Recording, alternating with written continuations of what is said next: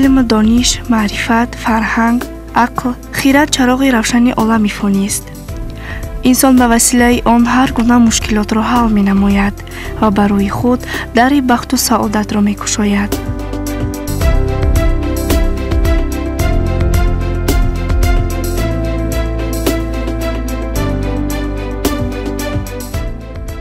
درک عالم و آدم، حوادث مختلف طبیعت، بدی و نیکی، اسرار فلک به اندازه عقل انسان مربوط است. هر قدر کس به عمق حادثات برسد، همان قدر اسرار دیگری ظهور می‌یابد. یعنی در این عالم بیکران هزاران اسرار نهفته است که هر یکی را دانشمندان با زحمت زیاد کشف می‌کنند. با این وسیله دل کوه را می‌شکافند. در یک ساعت راه دراز طی می شود که هزارها کیلومتر را در بر می گیرد. بله، با مرور زمان آینه جهان نما معجزه های پروازی از عالم خیالات به واقعیت تبدیل یافتند. البته یک بار نه، با گذشت ایام در نتیجه علم آموزی و عملی که با علم و حکمت پیراسته بود و هست.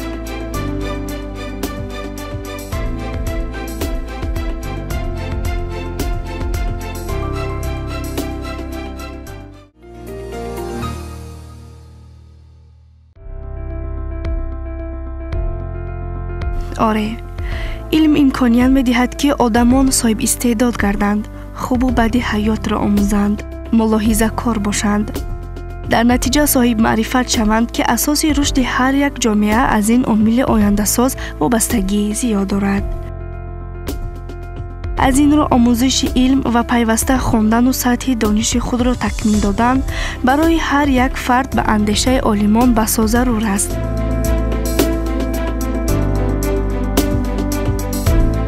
در ادامه آنها تاکید می نمایند که صرف نظر از نماینده کدام کسب و کار بودن برای آدمان فضیلت و آداب حمیده داشتن ضرور است.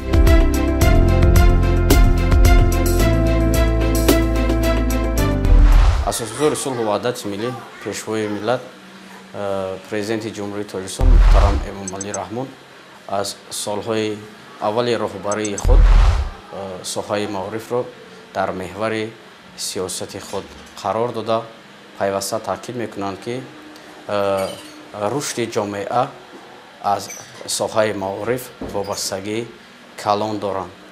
در این زمینه توجه و دستگیری های رهبریت عالی کشور را میتوان در ساختمان های مؤسسه تحصیلات میانه عمومی و مؤسسه تحصیلات تا مکتبی و همزمان یک قطار براه موندن یک قطار آزمون های جمهوریوی و دیگر تدبیرهایی که به واسطه رهبریت عالی کشور جهت رشد ساحه معارف یعنی که راه اندازی می نمایند مشاهده نمود.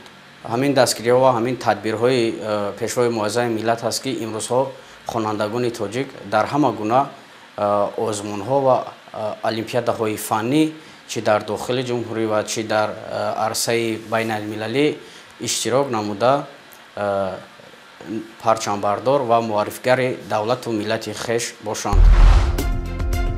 آموختن علم و معرفت منور کردن فردای حیات است. آموزش علم در دل اندوختن جمال آدمی است که فضل و کمال انسان را نشان می دهد. اگر کس علم و دانش آموختش را در حیات عملی گرداند، او کس از بزرگ دل که حیات را آموخته و ملاحظه کار می باشد.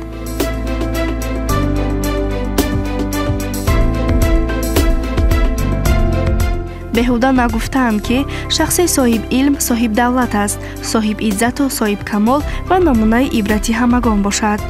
اما شخصی که از علم و دانش با خبر نیست و در این جاده ثابت قدم نباشد، عاقبت از کردار ناشایسته خود پشیمان گردد. تنها و تنها دانش علم باید آموخت و عمل نمود تا حیات خود را با فضل منور گرداند. آموزگاران صاحب تجربه با پیگیری این معنی زندگی ساز زینه به زینه نسل نورس را تعلیم می دهند.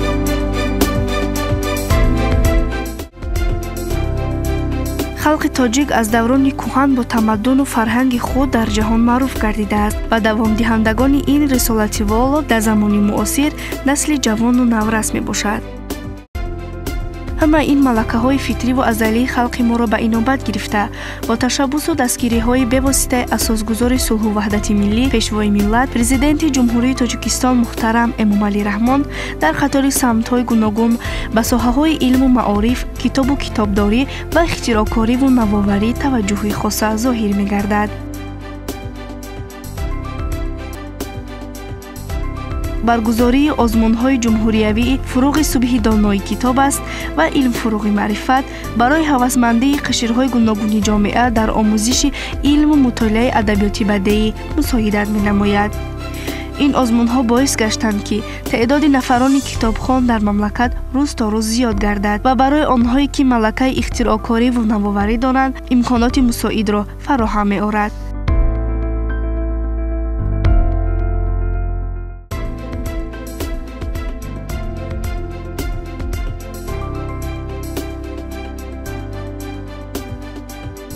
озмуни ҷумҳуриявии илм фуруғи маърифат соли 4 аст ки дар Тоҷикистони азизи мо бо мақсади кашф кардани соҳибистеъдодҳо баҳри осон кардани роҳи расидан ба ҳадафи 4-уми стратегӣ, яъне саноаткунонии мамлакат ва амалисозии тарҳи 20-солаи омӯзиш ва рушди фанҳои табиатшиносӣ, таҳқиқ ва риёзӣ дар соҳаи илму маориф баргузор гашта истодааст. дар ин давра дар даврҳои гуногун ва номинатсияи он садҳо нафар иштирок намуда дар роҳи илму ихтироъкорӣ мавқеи худро мустаҳкам намуданд. яке аз иштирокчиёни ин озмуни бонуфуз Сино Шарофов мебошад, ки ҳоло дар литсей барои хонандагони болаёқати ноҳияи Синои шаҳри Душанбе таҳсил менамояд. қайд кардан ба мавҷуд аст ки имрӯзҳо бо ташаббус ва дастгириҳои ҳукумати кишвар хонандагони болаёқат метавонанд дар сабқатҳои зеҳнӣ гуногун чӣ сатҳи байналмилалии ҷаҳонӣ иштирок намоянд ва албатта хонандаи синфи 10 Шариф Сино яке аз иштирокчиёни олимпиадаҳои байналмилалӣ ва ҷаҳонӣ мебошад ки дар чандин сабқатҳои зеҳнӣ иштирок намуда ҷойҳои сазаворро ба даст овардааст ва барои омода намудани чунин хонандагон ки дар олимпиадаҳои байналмилалию ҷаҳонӣ иштирок менамоянд, муассисаи давлати таълими литсей барои хонандагони болаёқат дорои ҳамаи шароитҳо ва имкониятҳоро фароҳам овардааст ки хонандагон имрӯз метавонанд дар чунин олимпиадаҳо иштирок намоянд.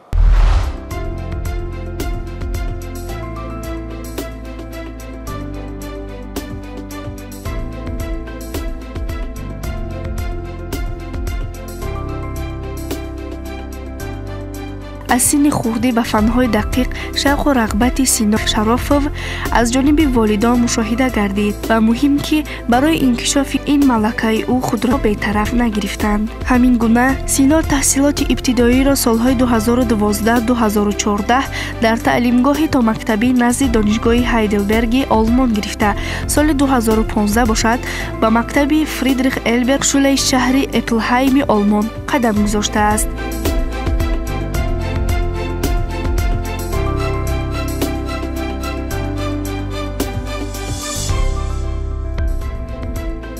солҳои 2016-2018 дар муассисаи таҳсилоти миёнаи умумии рақами 71 ба номи Юсуф Акобирови ноҳияи Шоҳмансур дар шаҳри Душанбе таҳсил намудааст. аллакой аз ҳамин ҷо дар олимпиадаҳои байни муассисавӣ иштирок варзида ҷойҳои намоёнро ишғол мекардааст. баъдан Сино Шарофов дар гимназияи 2 барои хонандагони болаёқати ноҳияи Шоҳмансури шаҳри Душанбе таҳсил намуда бо омӯзгорон ва ҳамсинфон муомилаи хуб доштааст. дар давоми солҳои 2020-2024 дар як қатор олимпиадаҳои ноҳиявӣ, шаҳрӣ, ҷумҳуриявӣ ва байналхалқӣ аз фанни математика иштирок намуда ҷойҳои сазоворро соҳиб гардид.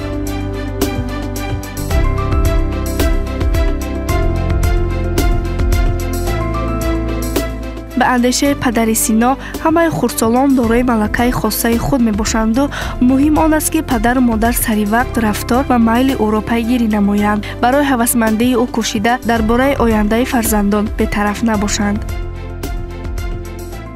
бештар ман гумон мекунам ки якумин омиле ки барои ҳар як шогирд зарур аст ин зеҳну малакаи худ, яъне кӯшиш кардани худ аст ва то кадом андоза қобилияти аз худ кардани дарсҳоро дорад. таваҷҷӯҳи падару модар зуд омадани онҳо ба мактаб дар замири Синои хурдсор албатта бо кӯмаки дастгирии омӯзгорон як ҳисси масъулиятро бедор намуд. ӯ аввал дар давраҳои аввали олимпиадаҳои фаннӣ дар мактаб, сипас ноҳия ва давраҳои шаҳрӣ ғолиб баромад. аз ҳама муҳим, Синоро ин муваффақиятҳо қаноатманд намесохт ва баръакс ба машғулиятҳои иловагӣ бо маслиҳати волидон бештар сафарбар мегардид. онҳо дар ин давра ба Сино борҳо мегуфтанд ки танҳо дар суръати мутолиаи бардавом, иштирок дар дарсҳои амалӣ, ҳамчунин машғул шудан ба варзишу хондани китобҳои бадеъ кас рӯҳану ҷисман боқувват мегардад. албатта мақоли дигаре ҳаст ки ҷабри устод беҳ аз меҳри падар беҳуда инро намегӯянд, чунки дар тарбияти ҳамаи шахс устодон роли нақши муҳим мебозанд. аз он ҷумла ман фикр мекунам ки нақши устодони Синоҷон хеле калон мебошад. маҳз заҳмати омӯзгорон, таваҷҷӯҳи волидон ва кӯшишҳои Сино буд ки дар олимпиадаҳои ҷумҳуриявӣ аз фанни математика дар соли 2021 сазовори ҷойи дуюм, солҳои 2022, 2023, 2024 бошад, ҷойи сеюмро ишғол кардааст. худи ӯ дар ин бора мегӯяд ки дар давраҳои ҷумҳуриявии олимпиадаи фаннӣ, махсусан аз фанни математика, пайҳам иштирок кардан аз ҳама лиҳоз як навъ душвор ҳам буд, зеро сол то сол алоқамандони ин фан дар байни хонандагони мактабу литсей ва дигар муассисаҳои таълимӣ меафзояд ва аз ҷониби дигар барои иштирок намудан роҳхат гирифтан аз як давр ба як даври олимпиада бояд пайвастагӣ омода дид. дар олимпиадаи байналмилалии математикаи Балкани Наврас ки дар шаҳри Туркия ки дар давлати Туркия баргузор гардид, сазовори ҷои дуюмгаштанд. лаёқат ва иштироки пайҳам ва ғолибияти хонандаи литсей барои хонандагони бо лаёқати ноҳияи Синои шаҳри Душанбе, Сино Шарофовро ба назар гирифта барои иштирок ба олимпиадаҳои байналмилалии фаннӣ роҳхат доданд. роҳбарияти муассисаи давлатии таълимии литсей барои хонандагони болоиқат дар шаҳри Душанбе барои боз ҳам хубтар ба роҳ мондани омода намудани шогирдон дар самти олимпиада тамоми шароитҳоро фароҳам овардааст. инчунин омӯзгорони собиқадор кор мекунанд, омӯзгороне ки худашон дар олимпиадаҳои сатҳи ҷумҳурӣ ва байналмилалӣ дараҷа доранд, ҷой доранд ва донишҳои мукаммал низ доранд ки хонандагонро омода мекунанд, ба кор ҷалб карда шудаанд ва хонандагон ин аст ки ин устодони бо таҷриба шогирдонро омода мекунанд ва хонандагони мо метавонанд ки дар арсаи ҷаҳонӣ парчамбардори миллати азизамон бошанд. ҳамчунин дар олимпиадаи Алхоразмӣ ки дар ҷумҳурии Ӯзбекистон баргузор гардид, сазовори ҷои дуюм низ гаштам. озмуни ҷумҳуравии илм, фуруғу маърифат сазовори ҷои дуюм гаштам ва ман аз ин рӯҳбаланд шуда бо хондан ва заҳмату кӯшиши зиёд тавонистам дар олимпиадаи шаҳрӣ сазовори ҷои намоён гардам.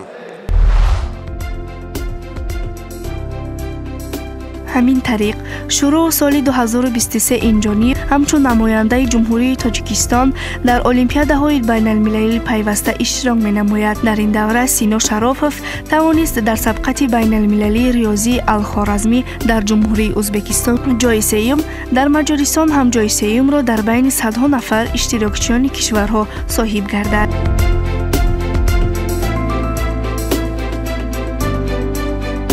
дар идома Сино Шарофов тавонист натиҷаи худро беҳтар намояд ки соли 2024 дар олимпиадаи байналмилалӣ байни наврасони ҳавзаи Балкан ҷои дуюмро сазовор гардид. соли 2024 бошад дар олимпиадаи Алхоразмӣ як зина болотар нисбат ба як соли пеш ҷои дуюмро гирифт.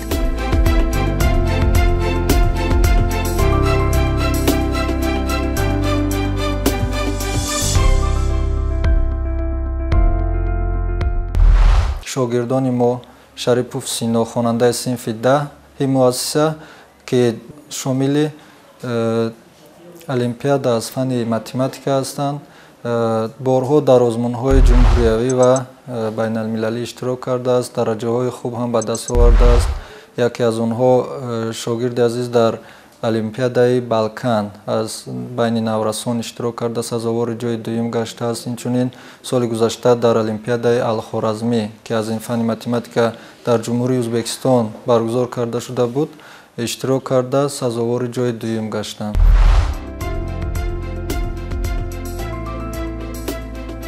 барои Сино Шарофов аз ҳама муҳим дар ҳаёти шахсӣ бо умеду боварӣ пайваста ба мутолиа машғул шудану аз иштироки пайҳам дар сабқатҳои ҷумҳуриявӣ ва байналмилалӣ донишу малакаи худро зиёд намудан аст. Ба андешаи ӯ худи иштирок дар чунин сабқатҳо барои ташаккули зеҳнии хонандагон аҳамияти махсус дорад. Соли 2025 ӯ дар олимпиадаҳои байналмилалии математика дар Ҳиндустон ва дар олимпиадаи Жаутиков аз фани математика ҷои ифтихориро соҳиб гардид.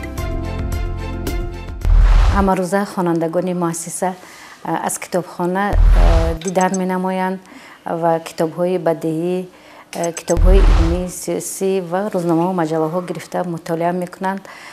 Сино низ яке аз аъзони фаъоли китобхона ба шумор меравад ки ҳамарӯза аз вақти худро беҳуда сарф накарда аз китобҳои китобхонаи муассиса гирифта мутолиа мекунад.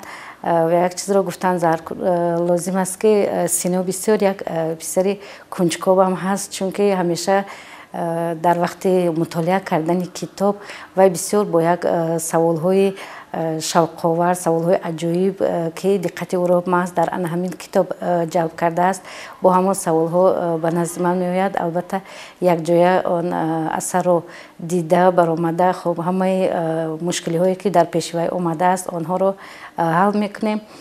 ва Сино инчунин дар вақти ба китобхона омадан албатта бо дигар хонандагоне ки ҳамсинфонаш меоянд ё ин ки хонандагоне ки дар синфҳои поёнтар мехонанд, албатта ӯ барои онҳо барои интихоб кардани китобҳо низ кӯмак мекунад. иштирокчии фаъоли олимпиадаҳои ҷумҳуриявӣ фаннӣ ва байналмилалӣ ғолиби озмуни ҷумҳуриявӣ илмфуруғи маърифат Сино Шарофов дар ин давра дарк намуд ки дар ҷумҳурии Тоҷикистон барои рушду ташаккул додани заминаҳои зеҳнии хонандагон ҳамаи шароитҳо муҳайё буда, барои дар қатори хонандагони болаёқа шомил гардидани ҳар яки онҳо пайваста омӯзгорон кӯшиш менамоянд. ҳамчунин барои ҳавасмандии онҳо тадбирҳои хеле зиёд андешида мешавад. ӯ аз соли 2023 инҷониб гирандаи стипендияи раиси шаҳри Душанбе буда пайваста кӯшиш менамояд ки ба боварӣ сазовор бошад. бори аввал мо бо Сино ба олимпиадаи ноҳиявӣ ки он вақт Сино синфи 8 буд дар он иштирок варзидем ва Сино муваффақона сазовори ҷои дуюм гардид. ин дастовард сабабгори он гардид ки Сино боз кӯшишу рағбатҳои худро зиёдтар намуда дар олимпиадаҳои назаррас иштирок варзида сазовори ҷойҳои намоён гардад. Шароф Сино ҳамчун талабаи хуб ва дониши хуб доранд ва дар дарсҳо ҳама вақт иштирок мекунад, сари вақт вазифаҳоро иҷро мекунад. Чӣ саволи нофаҳмонро сари вақт омода аз омӯзгорон мепурсад. Шахсан ман барои омода намудани Шароф Сино дар ин озмуни ҷумҳуриявии илмфуруғи маърифат бо ман бо Сино кор кардан хеле осон буд.